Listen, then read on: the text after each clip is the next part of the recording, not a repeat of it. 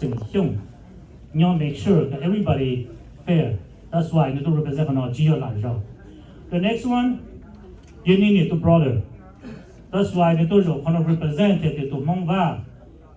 Thì này open gia cho người tụi mò tụi sister. Here open gia trong cái gì của người tụi chị chồng nhau. That's why you to rồi còn GR lạiตัว represent ตมองว่าตัวนะ That's why นี่อย่างนั้นเดี๋ยวนี้จีกับเชื่อที่เป็นของกูมา explain ตรงนี้กับเช่นนี้ The next one the third one เป็นน้องนี่จะอีตัวยังก็จีตัว sister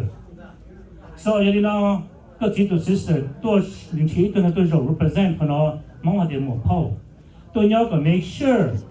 ก็วันย่าตัวนี้เนี่ยหมดเลยก่อนย่าตัวนี้จีน้อง That's why ตัวเป้ที่เป้น่ะตัวนี้ของน้องยังนี้จีตัว sister That's why ตัวนี้ของน้องchưa là rồi nè. Cho nên next one, mong là cái tuổi nhá. I think you're Charlie, right? Yeah, Charlie too. Yeah. So, you Charlie you to brother the name nè. Tuổi nhá Charlie ít tuổi nên Charlie là gì? Tôi rồi không được. Hay thì giờ đi nó nói tôi mua Charlie hay tôi là giờ đi Charlie upo fair, tôi Charlie nia, chứ upo fair tôi Charlie gì hết. That's why Charlie là gì thế tôi rồi không được. Mong là cái tuổi nhá.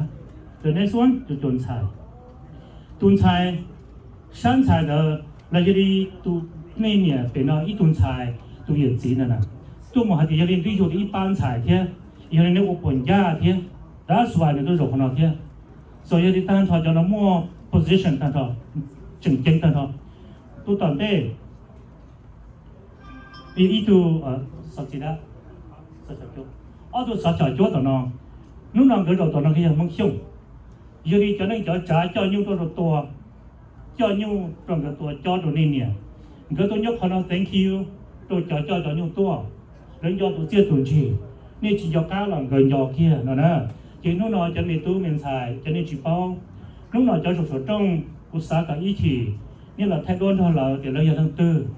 lúc tuần gì là nhóc họ tư họ để đa lâu giờ chỉ làm bao là gì là tí là cứ tôi cho thấy đến tôi ba của nhiều lúc phải nói nên do chúng ta tổ chức tuần gì, ở tụi nó làm cái tôi nhóc họ lấy gì bông nhiệt bông chiết bông lúc xí hở là tụi ba này, thì là tụi bảo fair cho nên nhiều lúc phải nói hồng. Xong chưa lâu câu từ theo, anyhow nếu chỉ nhớ là cái gì tôi explain nó nên tụi bảo, và ta bên mong từ chưa lâu tụi nó nè.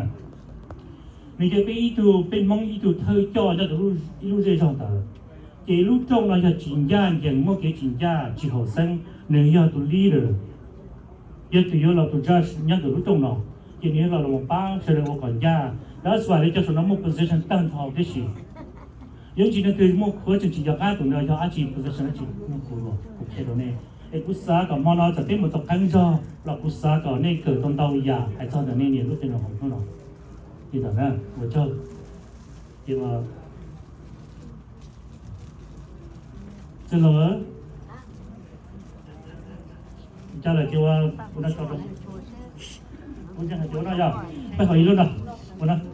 xin lỗi để chỉ nhớ lại là nào đấy xử lý và các chỉ cho trả chỉ là một kho chỗ nhà chọn xài chứ nó từ xài cho cô chỗ đó chỉ này chỉ cho đến thả phải lo để một cái gì vậy